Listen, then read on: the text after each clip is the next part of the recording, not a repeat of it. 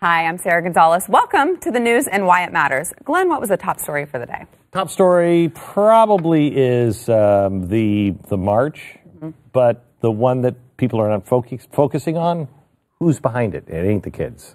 Okay, Stu? There's a special election last night. 2 big lessons to learn from that. Okay. Pat, Jason. I look different today. Russia or the UK finally responded to the attempted assassination attack, but what they're responding with is not going to matter one bit. Okay. At the risk of sounding like a suck-up, Mr. Beck is right on this one. Yeah, it's the walkouts all day today. I took it from a little different angle with the protest with all the shoes on Capitol Hill on Tuesday. Suck up. Let me ask you this. Who got all those shoes? Who organized that? Yeah, exactly. This was just some other group of activists, Glenn. Not connected to anybody else, Soros or any of those other groups. Yeah, no, I mean, it was just the kids. It was just the kids. They were out there. Yeah, and, as somebody who has done big events, big staging events, had to get permits and you have to have the porta potties and everything else. Otherwise, no go. You have to rent the police. You have to have all of it done. Yeah, they don't just let you show up on Capitol Hill with a bunch of shoes and stuff. No, they don't. And they don't let you just leave school and go march in New York City, of all places, or in Washington, D.C. They close streets. It's a big deal. I know. I've had to pay for the permits and the porta potties. Who's doing this? Because it's certainly not 15-year-olds. It's not David Hogg? It's not David Hogg. It's not David Hogg. It's Linda Sarsour and all of the women from the Women's March, the Leadership Council. 3 women in particular. There's about 8 of them involved, and they all have one person in common, and that is, say it with me, Louis Farrakhan.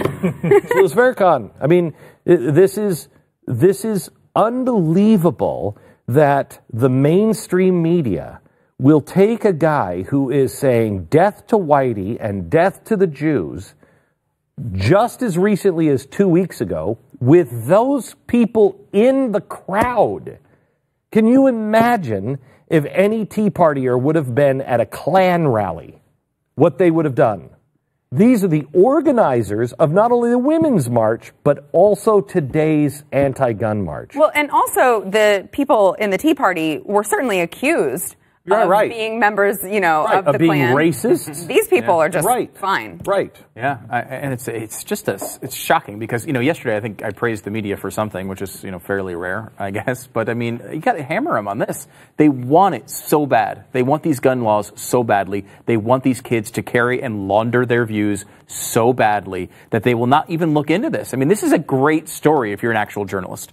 Why on earth is there this giant... How are they able to organize all this stuff so fast? Who's behind this? Do you remember Nancy Pelosi? This is AstroTurf. AstroTurf, right? This is AstroTurf. What the hell is this? What is this? It's a month ago today. Was the shooting, the mass murder was a month ago today.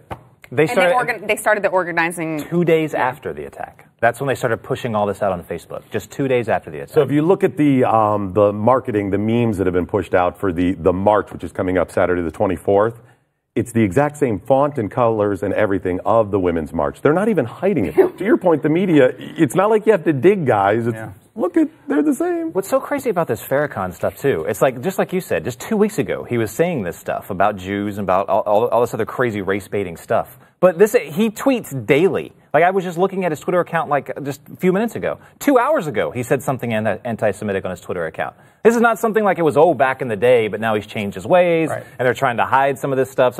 No, he's not even trying to hide it. And it's not like they were in a room and they took a picture together years ago. They were at his main speech 2 or 3 weeks ago when he was railing about white people and Jews. They were there. They took pictures afterwards. What is this? It's not like this is a brand new group either. I mean, the Women's March was a big story, right? Why wasn't this covered then?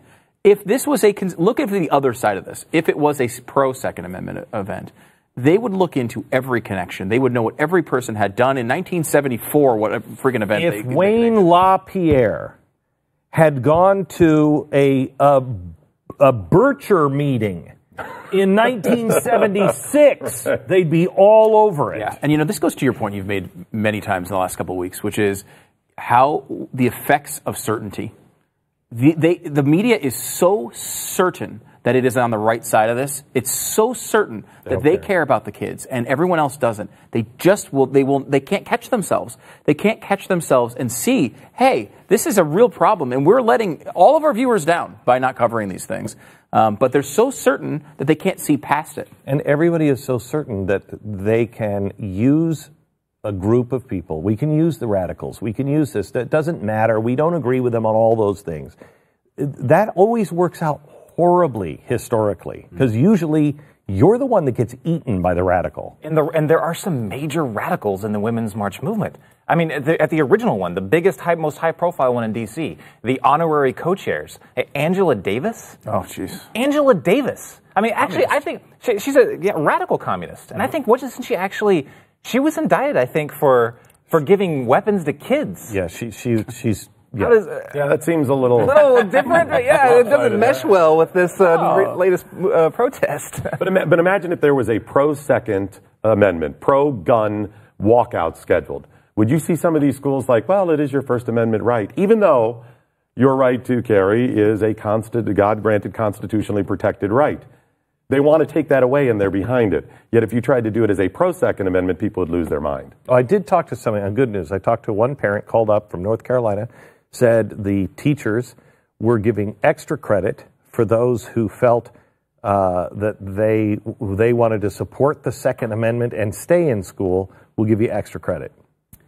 But I'm sure that's limited schools, though. It was one. Oh, okay. It was one parent. Yes, in Alabama or somewhere.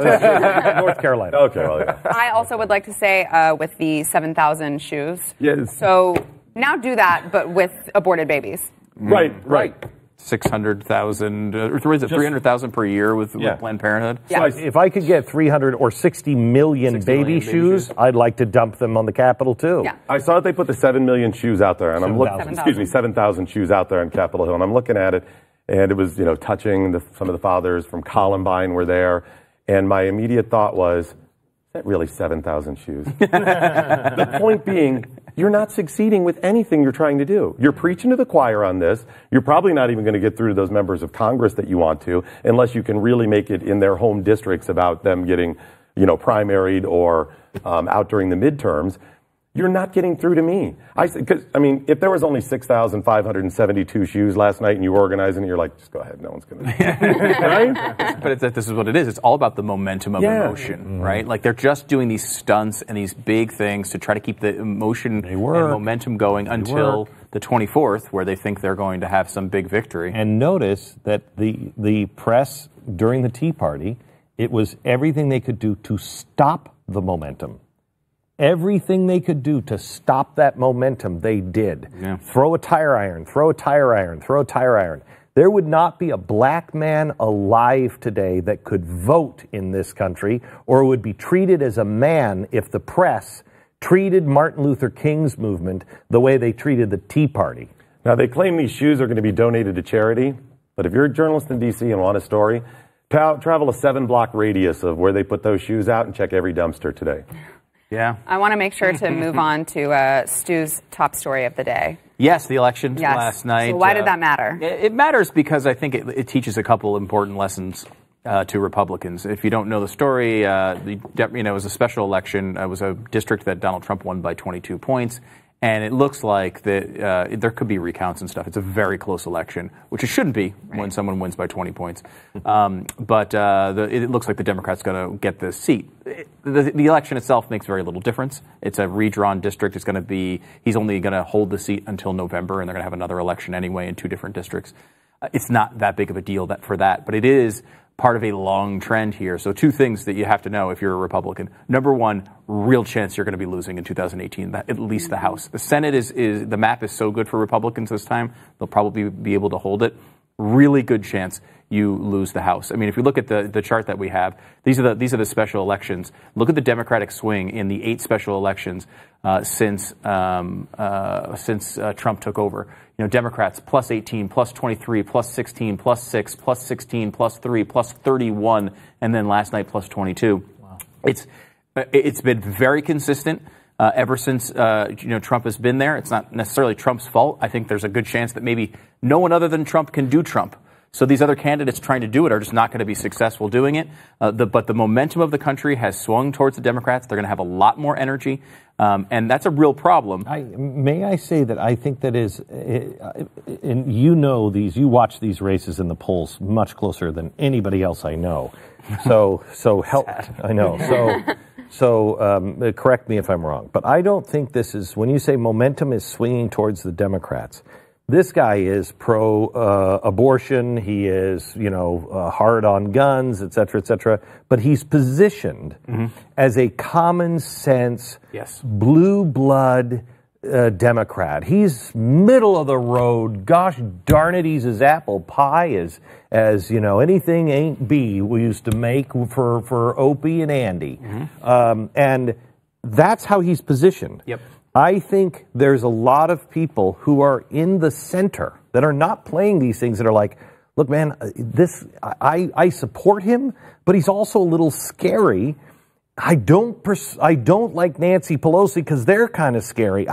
Is there anybody who is not insane? Yes, and look, that is definitely how he ran that race, intelligently. It was a plus 20 district for Republicans, and he was able to pull it off. The same thing that Doug Jones did in Alabama, which, here's a state where it obviously should have been a Republican seat. He kind of ran as, I swear I'm sensible, and it has worked in a couple of these situations, and they've gained large ground in all of them. But there's things that you have to look into here, though. If they lose the House, impeachment is almost definite that they will try to do that. They will bring those things up. That will happen quickly with Donald Trump past 2019, because, whether he's done anything wrong or not is not the issue. And it's a political process. I think that will hurt them. It probably will, but they will probably try it. The other thing is, if you ever want to get anything passed, if you're Donald Trump, and particularly Paul Ryan here and McConnell, is you've got 10 months here. You may very well not be able to get anything passed after 10 months. Take this seriously. You've got 10 months with control. Stop screwing around. Stop getting in your little arguments. Get things moved forward. Even if it's going to hurt you, right? If there's one of those policies where you think, well, this might hurt us in the election, you know what? The Democrats took the pain for Obamacare. They got slaughtered in that next election. But you know what? They got it done. And it's still there now. Even with the Republicans having all the control, they got it done. They're spineless. I think you're right. And I don't think they'll take it seriously, but that's what they should be doing. Yeah. All right.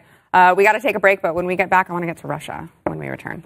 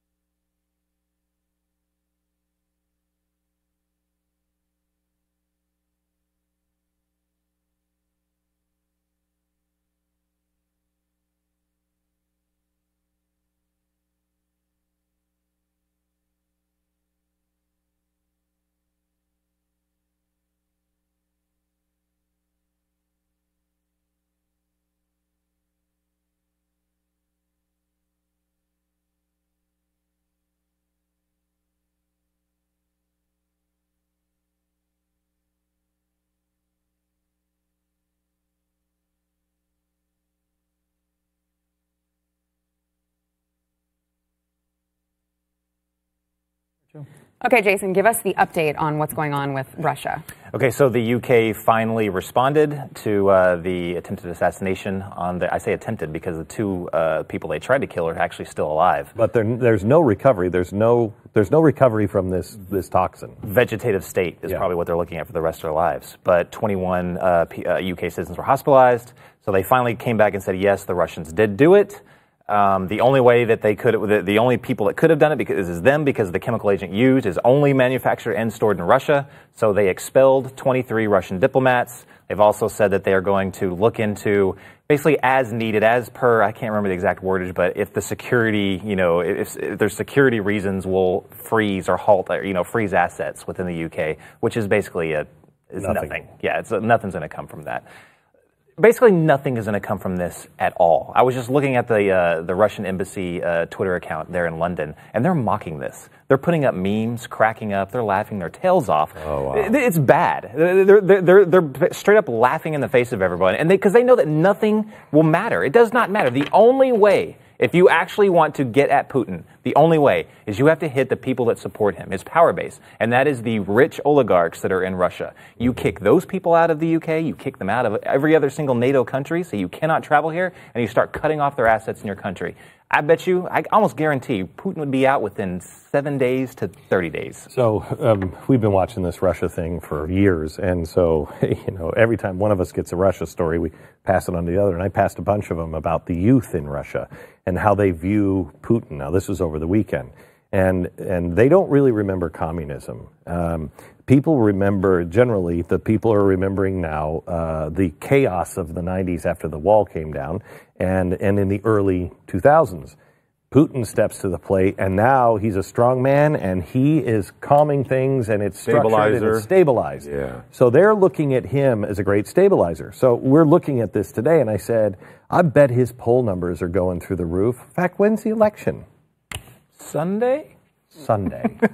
He is sending a message, not necessarily to the rest of the world, but he is, and he knows it, but he's mainly, I think, sending a message to the voters that I'm not afraid of anybody. Let me think of shirt. You could make the same argument for the reason why he got into the Syrian conflict to begin with. I mean, he wanted to prove to his people that, no, we're still internationally relevant. Mm-hmm. We're still in the game. Mm-hmm. He's reviving, and this is Alexander Dugin stuff. He's reviving the glory of the old empire. To piggyback off, sorry, Stu, to piggyback off your point on why you say you're exactly right. The youth has known nothing else except for Putin, and he still has like an 85% approval rating. Mm-hmm. But just look at it this way: if there's only one restaurant in town and they only serve one dish, well, that one dish is going to have an 85% approval rating because they don't know anything else. That's true. I was watching the documentary film Red Sparrow recently. And other than Jennifer Lawrence being naked quite a bit, it was one part of, they were Doc, are you okay?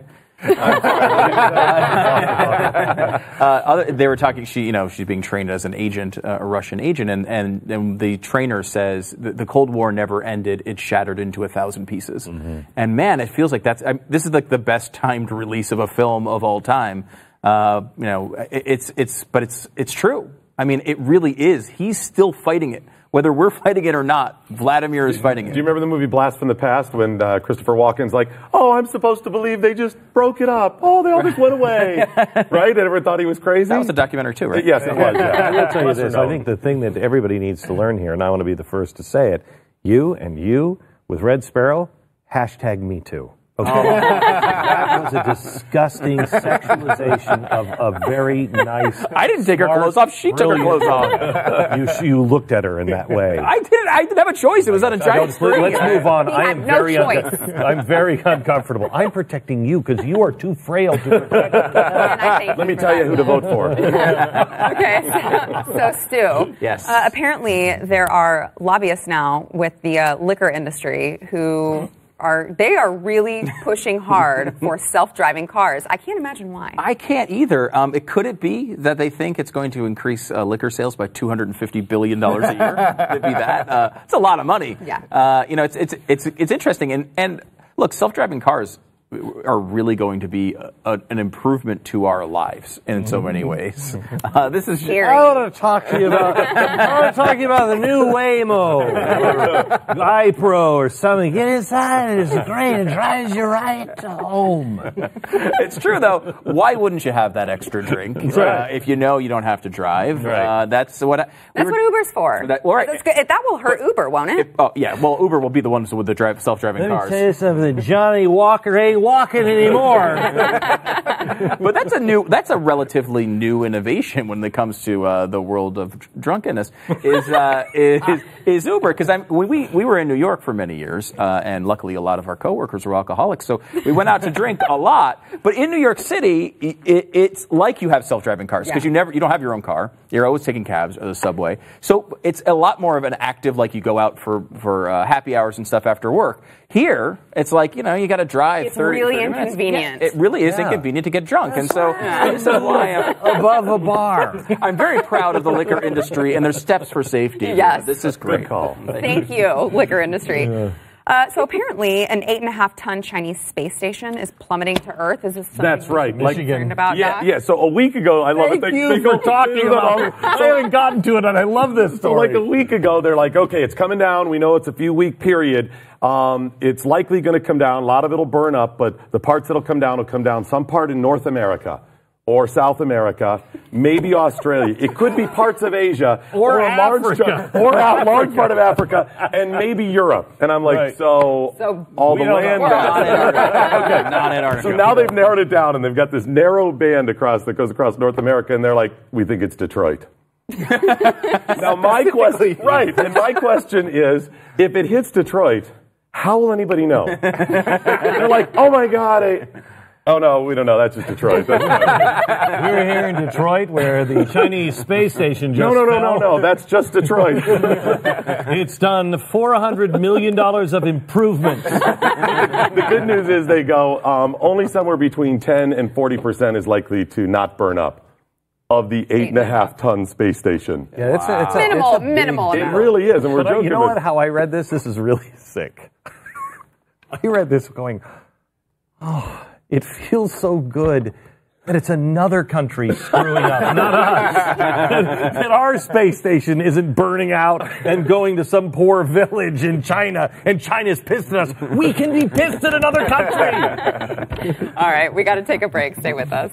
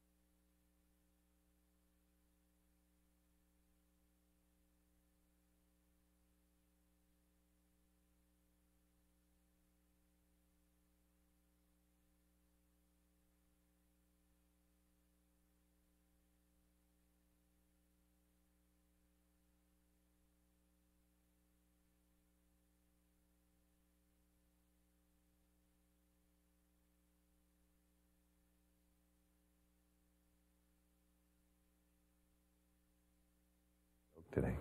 Every day, we like to try to take questions from you, the viewer. So if you have any questions for us, make sure to tweet us using the hashtag #TheBlazeWhy.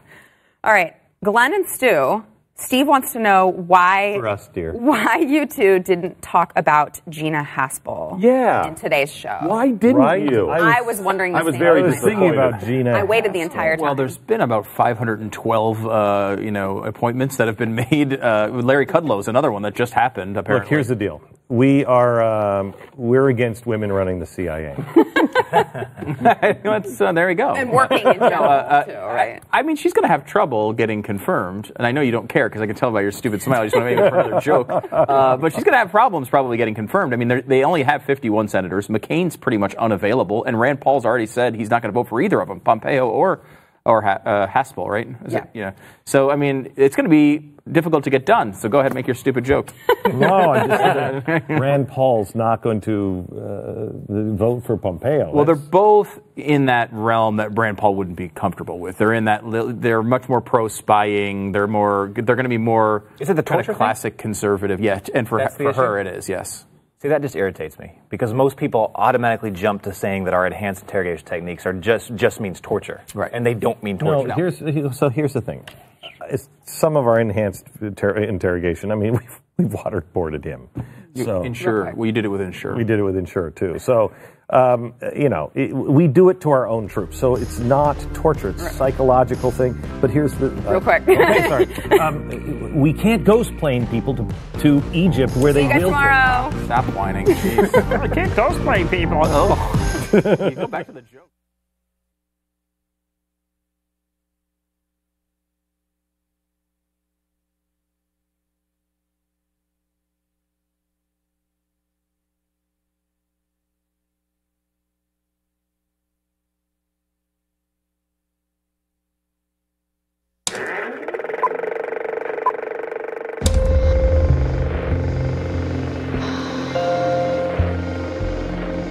Mr. Speaker, there is no alternative. Right now, you don't really know what they're doing. There doesn't seem to be any laws. Uh-oh, chaos.